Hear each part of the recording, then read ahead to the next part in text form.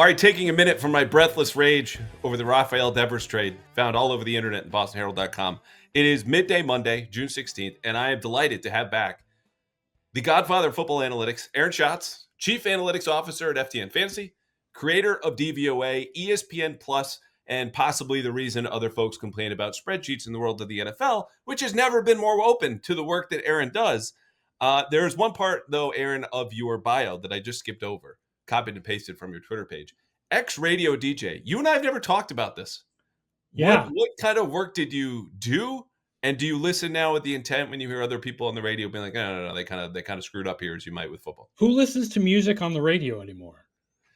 Right? I mean, like what radio music DJs would anybody be listening to at this point? So, no, I was on WBRU in Providence when I was in college. I was on Rock 104.7 in Cape Cod, WFNX, and then down in Daytona Beach, Florida, WKRO in Daytona Beach, Florida, during the height of alternative rock. All right. This feels like a whole other podcast for a whole other day. I have so many more questions. We'll talk about how I'm one of the people who helped discover Creed. And really? I spent the rest of my life trying to make up for that fact. I was going to say, do you brag about this? It sounds like no. It's not in the bio, so I would say not exactly. Yeah, we played them as an unsigned band. Yeah. Nice. And then did they remember you? Did you do any interviews? I'm not sure if they have any clue who I am. We were the second station to play them. Tallahassee played them first, and then some guys from Tallahassee brought me the record. And I was like, oh my God, I hate this so much. It's going to be insanely popular. It became our number one most requested song in Daytona Beach before they had even signed to a label. Eventually, they signed to Wind Up Records. Record came out, and the rest is history. Incredible. I'm going to do my best to not bring this up again because, again, this podcast will just spiral as they tend to as we get off track. The reason you are here, and if Creed does know you, is certainly going to be for your good work. You have been in this podcast before. Last year, you and I discussed a potentially rosy outlook for the 2024 Patriots, which didn't pan out because that's sometimes how these things go. And people forget that models are not a definitive exact prediction, but a kind of most likely outcome amid several others. So we're going to talk about the 2025 Patriots today, what your numbers say about this. I do want people, though, as I will soon be doing, whether I am on a boat or on a lake or on the beach, to buy the FTN Football Almanac, which right now you can get at a pre-sale price of just $35. And my endorsement carries only so much weight. I understand. John Harbaugh's Super Bowl winning head coach, his endorsement should carry a lot more. He is telling you to buy Aaron's Football Almanac, the FTN Football Almanac, the most respected preview in all the NFL. Do that right now at ftnfantasy.com. The link is in the bio. Now, give us a taste. Give us a little tease on what the chapter on the 2025 Patriots says in the Almanac. I think we have them right now we haven't done the final simulation yet. We have them at about 7.5 wins in the average simulation, which I believe is a little bit below Vegas. I think most books have them at like 8.5 right now. Yeah? Yes. I think that what's going on is that we are giving sort of less value to the Vrabelization of the Patriots, because the fact is that historically we have no evidence that Mike Vrabel is a really good coach. Like, we think he is because good things happen to Tennessee. But from a sort of statistical perspective, it's not like we have 6 or 7 instances of Vrabel going to teams and improving them. We don't know what was him and what was the players in Tennessee. And we don't have some sort of variable for Gerard Mayo had no idea what he was doing. So we may be sort of understating a little bit how much the Patriots can improve. I think we have them around 25th on offense and 22nd on defense and average in special teams. Okay. And obviously health is factored in. Like, there are so many different things that you just glossed over that you can find in the Almanac if you want to dive into Rage Read as opposed to Rage Write, which I did last night. Again, thinking about the Red Sox. But Vrabel is a person, let's just call him a character in whatever the story of the Patriots unfolds to be in 2025 that I feel most certain about. Like, contrary to the view you just presented, statistically, we don't know. I look at a number like him winning the higher percentage of his games as an underdog in Tennessee is very favorable on a head coach. And maybe the lines just Vegas didn't like the Titans, whatever it might be. But I feel certain about who he is. When I think about all the different simulations and the outcomes and the good luck and the bad luck that could happen to the Patriots this season, I at least feel like they will be well coached. If he's not your answer to that question of like, hey, it's Monday, June 16th, who the hell knows what's going to happen tomorrow, let alone 3 months from now. What are you most certain about what the Patriots will be in 2025? That they're going to be more entertaining, Okay, go that on. they're going to be more fun to watch, that you're going to throw things at your TV less often because Maye will have another year under his belt. He'll have a better offensive line that'll protect him. He'll be able to launch it deep more. That means more exciting passes. The defense is very likely to be better than it was last year when it collapsed. I mean, that was the reason why our rosy projection of the Patriots as a 7-10 team didn't work out, because the defense collapsed. They're going to rebound a little bit this year. Better health, you know, rookies, pick Carlton Davis, guys that they've signed, right? Milton Williams. Um, so this team is going to definitely be more entertaining. I mean, I also think they're going to win more games. I'm not going to say this is a team that's going to go 9-8, but they're definitely going to be more entertaining. So I want to get to Maye in a second because he obviously is going to be the strongest bellwether that we have for this team, right? Drake Maye good, so are the Patriots. That goes for a lot of quarterbacks. If not, it's not going to be a great season. The defense, though, is something where, like I guess your projections, I find myself lower than consensus. Like I will do radio hits or TV stuff, and it's like, well, why don't you believe in the defense? Vrabel's here, Barmore's back, Milton Williams is hanging around, and Christian Gonzalez is picking off Drake Maye 70 times in practice at OTAs. You have them at That's not 22nd. necessarily a good thing. Right, right, Because right, right, that's right. not a But the good point being, statement about there's the offense if that's true. on the list of playmakers for the 2025 Patriots, your list goes 8, 10, 12 deep. I don't care. Most of them are on the defensive side. So when I hear 22nd, do you agree with that as Patriots fan and like human observer, or where do you think they should be ranked properly? Because that surprises me. 25th on offense, I guess you have to see it. 22nd on defense, though, still feels low to me. Well, part of it is the defense is packed together tighter than offense in projections because it's harder to project. Mm-hmm. So there's not that much difference between 22nd and 15th, right? Couple Like of I fumble. Yeah. like I agree with you when you think about play. I don't know how much we can trust Barmore to be back. And a lot of guys just have there's questions, but man, it'll be good if it works out well, right? Like Vrabel's got a good history of coaching defense, but the guy who's the defensive coordinator is sick and has missed a bunch of mini camps. Milton Williams, we feel like he's really good, but what does he do when he's not next to Jalen Carter? Yeah. Right? Like Spillane's got a good track record, but how much of that is just everybody gets to get tackles in Vegas because they're being run on all the time, right? Carlton Davis is good. I don't think Carlton Davis is great. Gonzalez is good. I don't think Gonzalez is great yet. Really? Um, Okay. there's a lot of. It's interesting. My coverage DVOA last year, Gonzalez wasn't that great covering number ones. He was stellar if he was on anybody else. Um, but of course, he covered number ones more than any other corner in the league. Mm-hmm. Um, and cornerback stats and cornerback performance, no matter how much you try to measure it, is really inconsistent. That's another thing. Like Patrick Surtain 2 years ago was kind of average. I know that sounds crazy, but he kind of was. And then last year he was the best defensive player in the league. So anyway, there's a lot of pieces. You can absolutely tell the story where this defense is like a top 10 defense. I just don't think you can count on it. Yeah. Okay. And I'm glad you brought up the point about the stickiness, as we say, year to year, the predictability, the correlation of defensive performance year to year, and especially in coverage, right? Because the variance there can be so wild. They miss tackle one on one in the outside. It can go from a 10-yard completion to a 40-yard touchdown like that. And that wildly affects the way that we view and interpret cornerback performance. I do think also situationally, like there were plenty of times when, people always go, Belichick always did this genius thing of assigning his top corner to the number 2 and then doubling the number 1. You're like, Yeah. yes, I've heard for 15 years. The Patriots didn't do a whole lot of that. And the point is, had they changed his assignments, his numbers probably look better. I still feel more confident in him, but I understand that most people don't know the defensive performance is not as consistent year to year as you have on offense, which is probably also why the Patriots are dragged down to like a 7.5 win team based on the numbers that you have so far. Yeah, I mean, again, it's like you absolutely understand where that can be wrong. Like I'll say this for example. If you were to say to me, the Bills don't win the division, who wins the division?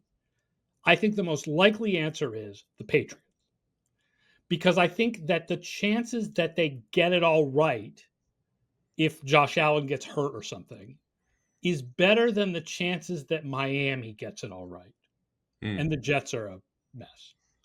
So like I feel like the range of possibilities for the Patriots is greater. Like the highs could be higher, but the lows could be lower. fair. All right, that brings us back to Drake May. 22-year-old kid. I'm just going to say he'll probably be a captain this year. And I talked a little bit about his leadership with Mike Giardi last episode. And we're just saying we don't really know what it looks like. And the reason that that's material to a conversation that revolves more around statistics, of which there is no metric as far as I know. Maybe you invented one yesterday. Capturing a quarterback's leadership is to say that I also don't know exactly what it's going to look like on the field. I am a full-on Drake May believer. I would have had the tattoo if I got tattoos before he was even drafted by the Patriots. How much I believe in this kid. But I know there are areas for growth. I wrote about this a week or two ago. Things I'm specifically looking for that will spring him in this year two leap that we all expect. What are you looking for from Drake May that will determine more than any other variable whether they hit those low lows or soar and perhaps surprise and win the division if they get lucky? I think first of all you want to see better performance on intermediate and deep passes. Yes. But that's not necessarily May's fault. Right? A lot of that is the offensive line. He can't stay upright long enough to get the ball deep. Then he can't get the ball deep. But he didn't have good numbers on intermediate and deep passes. He also was very bad against the blitz. Now, that's another one where you don't know how much of that is the offensive line. But the only qualifying quarterbacks with a lower DVOA against the blitz were Deshaun Watson and Anthony Richardson. So you want to see definitely a better performance against the blitz. And then the other thing I would like to see, although this is more up to McDaniels, is I'd like to see some designed runs for him. Mm. From zone reads, some design runs to put some fear into the defenses that will also open things up for Henderson and Stevenson because we know that May has the mobility to do that. So the design run conversation, I think, is an important one. We're going to spend a lot of time in the preseason and early in the season hemming and hawing because this is a guy who at least had one diagnosed concussion, probably two, if we're being honest about him going down later in the year. I want to say it was the Chargers game and coming back. But the point about the blitz is more interesting to me than like how many concussions Drake May had, whether or not he should run. That's a safety issue. Okay. Wherever you fall, I probably understand it, even if I don't agree with it. What do you make of those blitz numbers and why they were the way that they were? I don't know. I think you have to, one of the things I often say is that stats tell you what, and scouting tells you why. Mm.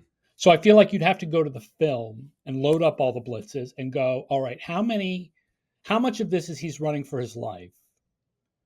How often is it an untouched rusher? Versus how often is it that does he not assign the running back to get the right guy, or is it that the center last year doesn't assign the blocking to get the right guy? Like, why is somebody being left untouched, and is that what causes the problem? I think you would have to do a lot of scouting on it to figure out what the issue is. Okay, so I have a couple of theories, and I ask you because I know you watch enough Patriots football to at least throw something out there, even if you don't want to put your stamp on it. So you tell me which of these that you buy. Number one for me, structurally, the offense that Cleveland, let's call it Alex Van Pelt, brought with The his Van other Pelt ex Browns assistants was a downfield attack, heavy on play action. They led the league in intended air yards in 2023, throwing whether the ball's completed or not. Their passes covered more yards than anybody else in the league. It was not built on quick game, which when you look at the personnel that they inherited and tweak some things to work around, went less zone running to more man block stuff. They were not ready or capable of installing enough quick game to offset the pressure when the Patriots offensive line allowed the highest rate of quick pressure, as Mina Kimes has said multiple times this offseason, data I don't have, but I certainly trust coming from her, to help offset that.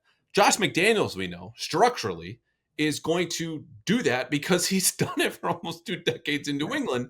Of course, it helps having Tom Brady as the trigger man. Number two, and I think you could see this in Drake's college tape, is his knowing the extent of his powers reach further and higher than most quarterbacks. He's willing to wait out plays, hoping that he extends into something good. Where very often, and more often than not, it instead led to something bad. And part of that is the receivers, part of it is the offensive line, but also just that kind of wild Bronco nature of his game, the YOLO part that for the most part they ironed out. But when you're trailing in every single game in Arizona and Miami, and those plays pay off, you as a young player being like, I have to put the team on my back and I can do this because I'm invincible, I'm 22, are more prone to doing that, which I don't think is an accident that Drake Maye has told us. Yeah, Josh has said multiple times to me, take the first thing that's open. There's an element of if we think he's young Josh Allen, you have to let him be young Josh Allen, Yeah. which means you have to let him do the YOLO thing a little bit and not like and trust that he's going to get that to the point where when he does it, he makes good decisions.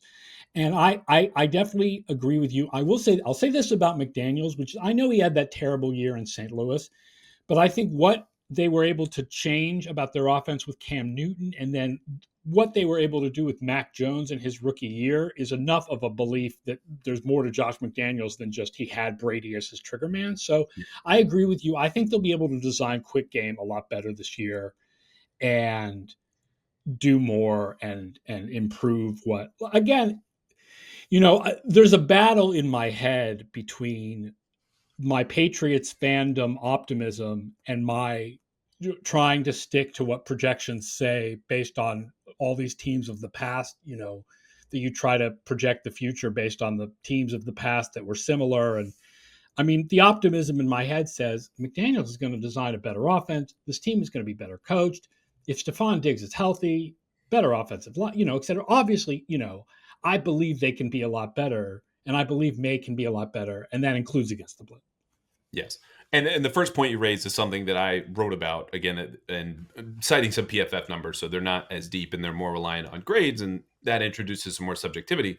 But when you're bottom 10 at throwing deep and intermediate, as he was last year, according to PFF, He across was the according to entire our league, numbers too. Yes. right? And the talent is there. We all see it. And you're trying to parse out, okay, were the receivers not open, which they very often weren't, the pressure part, the inability to stay up the times that he did have time, but instead, overlooked that first open receiver. There's a lot more in there, but that has to be better. And I care honestly more about that than I do the turnovers because, as I've said multiple times, like calling a rookie quarterback turnover prone or saying he has a turnover problem, particularly given he was blocking or he received blocking from the worst offensive line in the league, is akin to saying that a 16-year-old has a speeding problem when they just got their license. Like, of course, let them figure it out. If it's still true a couple years or seasons into their career, by all means, that's a big problem. But if he does not fix the intermediate to deep passing, the money throws, 3rd and 6 and longer, 2-minute going down the field, that to me is an issue because we know he can do it. You just have to be more efficient and more consistent in that part of his game. Yeah, but we know he can do it. And that's the important thing is that we know the potential is there. Yeah. All right, very good. All right, let's go to Mike Vrabel because the Vrabelization, is a term, Aaron, I guarantee you I'm going to steal at some point because that sounds as close to a real word as you can. Taking someone's name and making it a description. But there are so many parts of what Mike has brought to the spring, and this is the perfect time to talk culture and hope, and everything is new and clean slate, and they're going to be tougher and this and that. And we don't know until we see it. Okay, but there are multiple areas, I think, even statistically, that you could look at what he did in Tennessee and what has happened here in New England, Gerard Mayo, the last couple of years, Bill Belichick. And I think you could identify as this will be different about the Mike Vrabel Patriots. I know why I feel that way, but where do you think the Vrabelization is going to shine through the clearest this season? I'm not sure where we're going to see it because I know what it's going to be, which is the first thing is that this team is just going to be so much better managed because Vrabel knows what a head coach is supposed to be doing every day and like what his job is, and he's going to do it right. How we're going to see that on the outside, I'm not sure. For one thing, I'm not a believer that well-coached teams actually commit fewer penalties. Interesting. First of all, a lot of penalties are just close play that gets a little too close, like a lot of defensive penalties, right? Right. Like you're always kind of bumping a little bit on defense, and then sometimes it'll get called. But I feel like, you want to see fewer of the dumb penalties, like a delay of games and the 12-man on the field and stuff like, the guys lining up wrong. But even when teams have listen, we all believe Bill Belichick was a good coach even to his last couple of years. And then in the last couple of years, they started getting all these penalties for like being lined up illegally or whatever. But didn't make Belichick a bad coach. So I don't know whether it's like that we're really going to see fewer penalties and go, that's Vrabel. I think we're going to see more aggressiveness on 4th down, which as an Yes. analytics guy, I like. Right? Vrabel was becoming more aggressive on fourth down in his last couple of years in Tennessee, and Mayo and Belichick in his last couple of years were very conservative. So we're definitely going to see that change. But I think that most of Vrabel's being a better coach is just going to be an overall just sheen over the whole team of professionalism that will lift all boats, but will be hard to spot. Well, I think you just spotted two areas, no? Like the fourth down Oh yeah, the aggression is aggressiveness one. on fourth down definitely, and we'll see what happens with penalties. Yeah, And that was what came to mind for me. Again, reading numbers and going back through old almanacs and such, that I knew Vrabel got more aggressive and situationally, and their exploitation of rules. And I talked about this guy a couple of weeks ago, but John Stryker, their game management guy who turned Belichick's trick against him running clock in yeah, that last playoff game at Gillette yeah. Stadium when the Pats lose and it's Brady's last game and all the different stuff. Like, they spend time on those things and surveying the league and loopholes and all the things that you used to ascribe to the Belichick Patriots. Some of that is going to come back. It is not going to be the Patriot way Patriots, but Vrabel will take some of those parts and reintroduce them here that were missing even when Bill was still the head coach. I do think the penalties you bring up is an interesting point because even, to use a Dusty example, like the Seahawks of the Legion of Boom era, annually among the league leaders in pass interference. Pretty bad penalty. Automatic first down, 15 yards. That's expensive. But the stuff they didn't do, the procedural mental errors, the unforced errors, if you will, to use a tennis term, like the best teams don't do that stuff, right? Line up right. Don't have 12 guys in the huddle. Okay. It's a little bit less obvious than you think. Some of the best teams still do that stuff. It's very frustrating, right? Like when a team lines up wrong and you're like, dude, all you had to do was get 2 steps forward to be on the line of scrimmage. It's very frustrating. But even the best teams do that stuff sometimes. How about just a little less? Is that fair? I mean, A that, little that's less what I would be expect nice. from Vrabel. Yes. Yeah. And the other part I will say is this, because again, we talk about, okay, Maye onto Vrabel and the whole team and the defense. I think we are underrating, and I include myself in this until very recently, but for now, throw me in with everybody else too.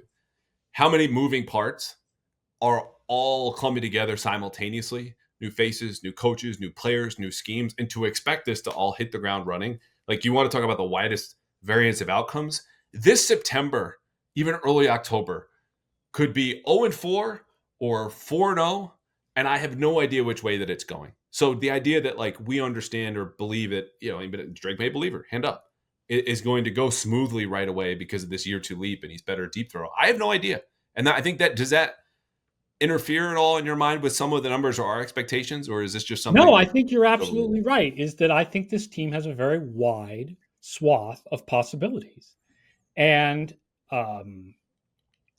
what we have is we have a lot of hope, right? We can go into the season with the hope that it will be the high end of that possibilities, as long as you understand that you can't expect that it will be. Yeah. But there is that possibility. This team, it's not like this team is like Cleveland, where you go into the season with just no hope. Yeah. Yeah.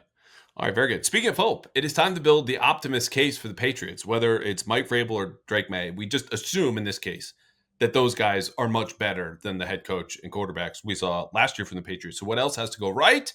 Find out in a second. Because in the meantime, we need to talk about Prize Picks.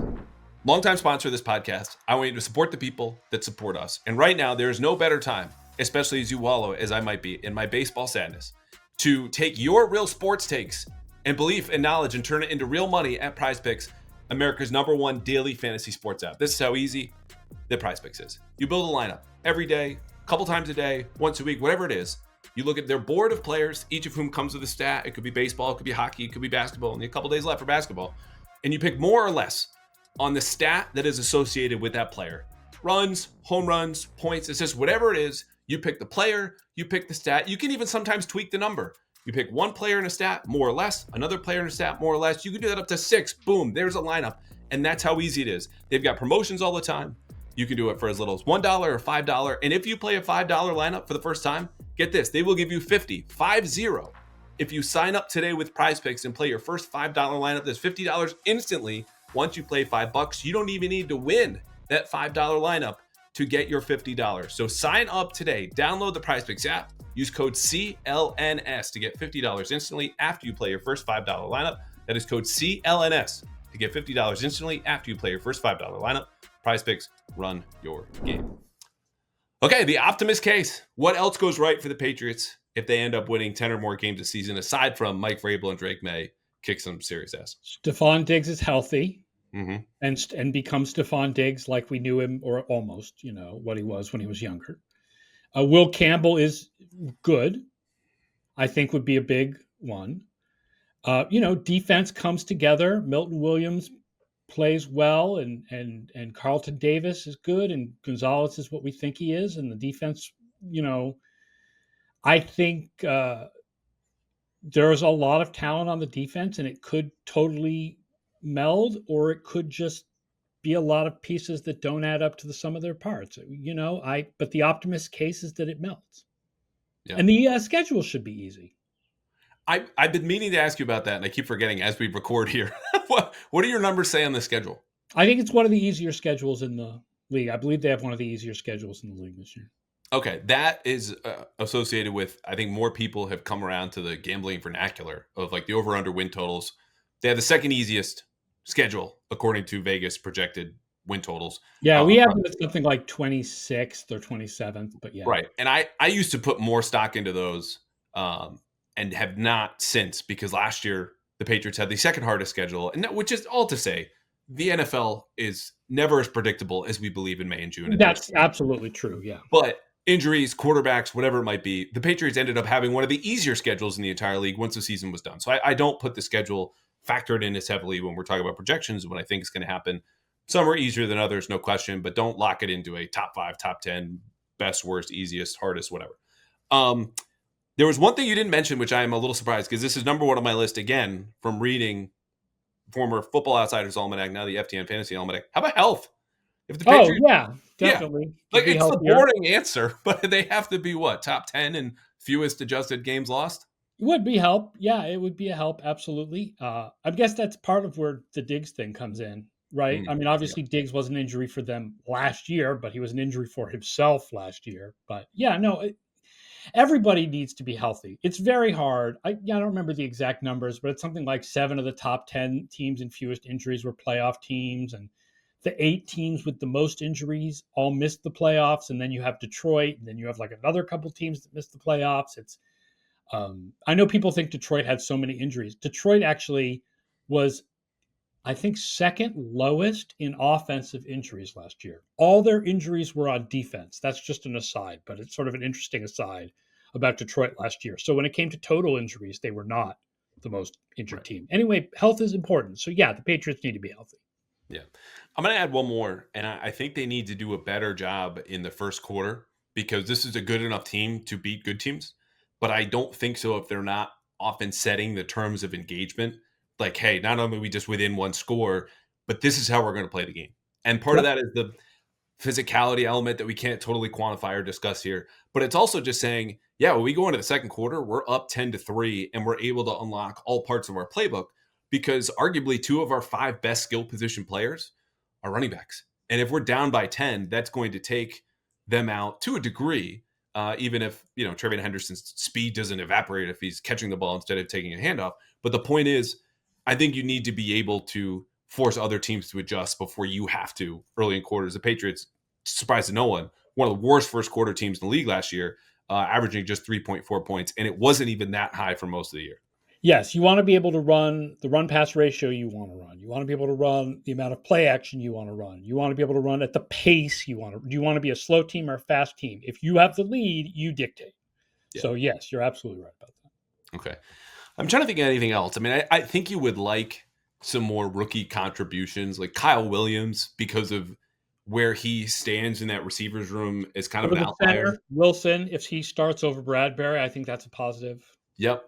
And like, you need to beat man coverage, which you don't see a lot of the receivers aside from Diggs be able to do. Score quickly, more explosives. Like, how does that happen? I'm not going to expect Kendrick Bourne at 30 whatever to do that, even if he's another year removed from the ACL tear. Like, you're going to need some young guys stepping up in areas that you just haven't gotten. So yeah, and maybe that's Jalen Polk or Javon Baker. So some of the recent draft picks have to come through, because that's all good teams, right? Like you talked about the Lions. People ask, what's the difference there? And I was like, look, that was a long-term rebuild that also did so in the trenches. Like I expect this, in terms of the Patriots actually contending, to pivot to a totally different topic, to not be until 2027 at the earliest, right? And even the Lions rebuild fell fast based on traditional I'd say standards. 2026 at the earliest, but yeah, I mean, you in the NFL, you only have 4 years with a guys under rookie contracts. You got to turn things around faster than that. You want Yeah. by next year to be a playoff contender. Oh yeah, playoff team for sure. I'm talking about like inner circle of contenders rubbing Oh shoulders, yeah, Ravens, probably Eagles, yeah by Bills. 2027. Yeah, Yeah. yeah. Okay. All right, the pessimist case. So Mike Vrabel just ignores all the great advice he's getting from this increasingly large analytics staff. Um, Something goes wrong. Drake May gets hurt. What else goes wrong if this team analytically has problems and wins, let's say, 6 or fewer games? Um, Injuries, obviously, right? They have a lot of injuries. The Williams thing really affects them with the defense. The defense can't meld because the defensive coordinator is sick, and you don't know who's running the defense, and that creates a problem. That it turns out that some of May's problems are not just about all the pressure, that he has the problems, right? Like not just obviously if he were injured, but also maybe he's not the great decision maker that we hope he is. Maybe it's just that he has an arm and is mobile, but he doesn't make the right decisions. Um, Diggs being hurt would be a problem. I mean, they really don't have a number one receiver if he's not, No. if he can't be the guy. Uh, and the other is, what if Campbell can't play left tackle? What if Garrett Bradbury is Garrett Bradbury and there's pressure up the middle all the time and Strange isn't good and the offensive line could still be a big issue. That's exactly where my head went.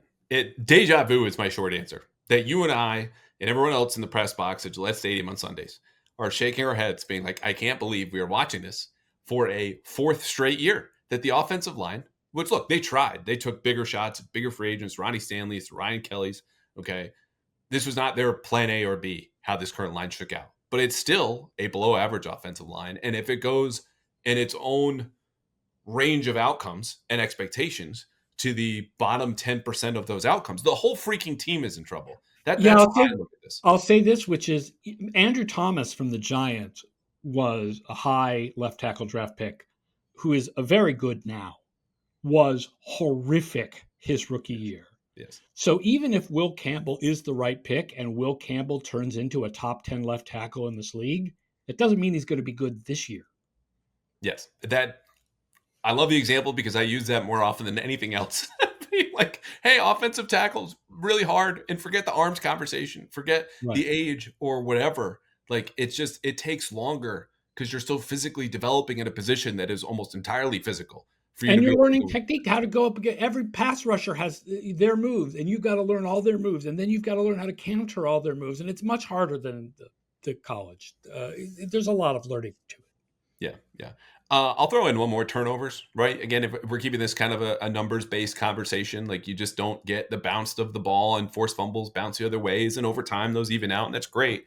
But you get unlucky in that department where, let's say, Yeah. you force, I don't know, 20 fumbles, right? Just over one per game and only recover 7. If you recover 12 of those instead, Right. probably a difference of a Which, as we win, know, maybe is 2. random. Fumble recovery is random. And by the way, Right. if people are looking for a team to rebound off that from last year, the Raiders had terrible fumble recovery luck last year. Well, they'll be in town with Max Crosby, who is surely looking to long arm the hell out of Will Campbell, but we'll save that conversation for September. But yeah, look, if things go badly for the Patriots, injuries play a factor, turnover luck is there. Your weak spots turn out to be even weaker than you expected. And Aaron, I have a segment on Mondays when I dump all of my film notes, sometimes called Andrew Talks to Himself and Drinks Alone, where I have a beer because sometimes that's what you need going through all of the film, the Patriots offense the day after. I would love not to run Andrew sits alone, drinks alone, and talks to himself, but we just might have to, and this is what would happen. So we've done the head coach, we've done the quarterback, Christian Gonzalez, Christian Barmore. What's a storyline or a position or a player, either what we've done here in the last half hour or so, or as you absorb Boston sports media content, you go, this is not being talked about enough? Jalen Polk was a good prospect. And from what I understand from the people I've talked to in the local media, that his failures last year was a lot mental. That it became this sort of mental cascade where he didn't succeed early, and so he doubted himself, and so he didn't succeed later, and so he doubted himself, and so on and so forth. He was a good prospect. There was no reason to believe that he was any worse of a prospect than the other kid from Washington, Jalen McMillan, right? There were three Washington receivers, and we all knew that Roma Dunze was the best of the three, but Polk and McMillan were both good prospects. I don't think that the dude is unsavable, and I would love to see him get it together. He was so bad last year. Like, as bad as you think he is, the stats back up the badness. Really terrible. But the talent should be there, and I would love to see him get it together. Yeah, I think that's fair. There's still a wide range of opinions on Jalen Polk, and he did not do himself any favors with some public comments, even if you need some sort of unearned Right. That's ego. part of what I'm talking about being Yeah, mental. That right. it just became this like cascade of personal failure. Yes, yes. And I don't know what happens. I could see him being cut. I could see him on the team. For now, I'm going to keep him on the team because I know what I saw last summer in a worse environment for a receiver um, was good enough to make pretty much every team. And whether or not that continues, who knows? He was never a sterling prospect. I said he had a mature game, which is kind of like saying someone has a nice personality. It's like, well, why aren't you showing me the picture yet? How do they actually look? But here we are, and I think his closeness with Diggs and the fact his job is not guaranteed has to help someone like that who needed some time away and also had shoulder surgery. But that's a fine pick. I'll throw another one in there, and it's more of a position group, but the edge rushers I think are really going to tell as much of the story about this defense as maybe any group there is, because we take for granted. Let's just say it's a higher end outcome for Milton Williams. Great, cool. He didn't need all the help from playing with the Eagles, and his endurance is better. He's playing 60% of the snaps, same production. Cool. Christian Barmore, cool. If you can double them, draw, wham, trap, whatever, you're still leaving Keon White and Harold Landry and Braden Swinson maybe, and K'Lavon Chaisson, who's suddenly getting starting reps in OTAs, one-on-ones. They Who, by have the to way, win those. did nothing his whole career until last year had like Yes. 30 pressures. So he Yeah. finally kind of put it together last year. Wasn't he a first round pick? I mean, the Yes. basic talent is 2020. there, but he was just like did nothing in Jacksonville, just nothing. He's getting starter reps now. That's kind of like surprise, but I mean, maybe he finally put it together. Well, and those are, and again, it's a rotation. This is not like, oh my God, K'Lavon Chaisson is now guaranteed a roster spot. It's just to say that those are the contracts, those are the signings, those are the additions, Aaron, where Yeah. you generate and garner the most value when you're team building. The 1 year, $5 million deal at a premium position where you have good players next to you, and you just need to win enough of your one-on-ones to get that fourth quarter strip sack or whatever it might be to seal the game and win maybe week one against the Raiders, who are just about as talented as you are. And Swinson is another, Draftniks really liked him. And I think our Saxier system, if I remember correctly, really liked him. And everyone agrees there's maturity issues. And that sounds like the kind of guy where coaching plays a big factor. And the coaching is supposed to be much improved. So let's see what it means for Swinson. Yeah. Let's see if he can be Vrabelized. Yeah. Very good. All right, let's plug the book one more time. What have I not said in trying to sell the FTN Football Almanac, which again, everyone should buy pre-sale now, ftnfantasy.com, $35. It's going to be more. It's basically $1 per team, okay? And Yeah. we all know if you're listening to this podcast, you would spend at least $4 on the Patriots. So there, it's a deal. Fantasy.com, ftnfantasy.com/almanac for the pre-sales. And it comes out in physical book form too, but the pre-sale is for the PDF version. And yeah, there's tons of stuff. If you want to learn not just about the Patriots, but just about every team in the league, there's tons of stuff. Jeff Radcliffe's fantasy projections, which are award winning, will be in there. All of our witty writing, people know our writers, Mike Tanier, Brian Knowles, Dan Pizzuta. There's just going to be a lot of really good stuff. Plus, I actually wrote a chapter myself this year. I did the Jets. So if you want to laugh at the Jets, I've got you. Why did you do that to yourself? Or did you take some sort of sick glee in writing about the Jets are a complete mess? Tyler Lochner had a newborn, so Oh, okay. he had to bow out of the Jets. So I did the Jets, and I'm not the biggest Justin Fields person. Mm-hmm. So yeah. Hell of timing by Tyler Lochner. 9 months, Aaron's going to call me to ask about writing about the Jets. Like, oh, honey, we have a free minute or two. I would really hate to do this. Good for you, though. Dan Pizzuto's been on the podcast. He's terrific. And that goes deep into the numbers, scouting stuff. So again, if you've heard him on here, and obviously you've heard Aaron, read his work, and seen him other bigger places than this, buy the book. The link is in our description, whether you're watching on YouTube, listening on Spotify, listening on Apple. And while you're at it, again, please subscribe on YouTube, Apple, and Spotify. He's Aaron Schatz, Godfather Football Analytics, Chief Analytics Officer at FTN Fantasy. Thank you for your time and insight, sir. This was a pleasure as always.